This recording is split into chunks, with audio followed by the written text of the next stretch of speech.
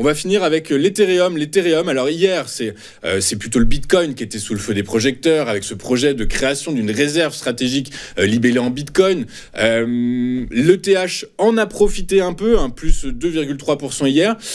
On est en route vers, tranquillement mais sûrement, vers les $4000. Hein. Alors, effectivement, là, à l'heure actuelle, il est coincé, parce que bon, c'est vrai que je l'ai parfaitement identifié sur ces zones journalières, il est coincé entre les 3007 et les 4095. Voilà, là, il est vraiment coincé dedans.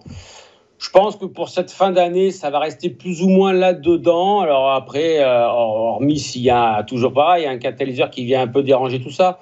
Mais bon, voilà, là, je pense qu'on est rentré un peu dans le ventre mou. Il y a eu donc l'effet Trump, évidemment, qui a fait pousser les cryptos.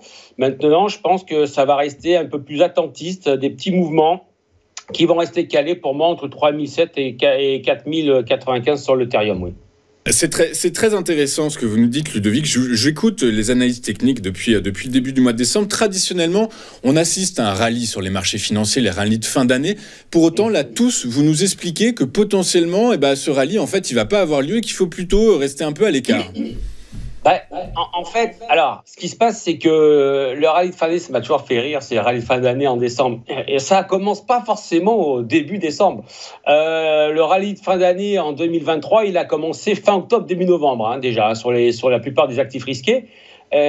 Aujourd'hui, c'est pareil. Là, on a eu le catalyseur avec les élections américaines. Mais il a déjà commencé. Le rallye de fin d'année, c'est pas... Voilà, pour moi, maintenant, il est plutôt en mode pause. Et je reviens à ce que vous disiez tout à l'heure, Louis, c'est effectivement, les investisseurs vont peut-être commencer à prendre quelques bénéfices avant le début d'année 2025.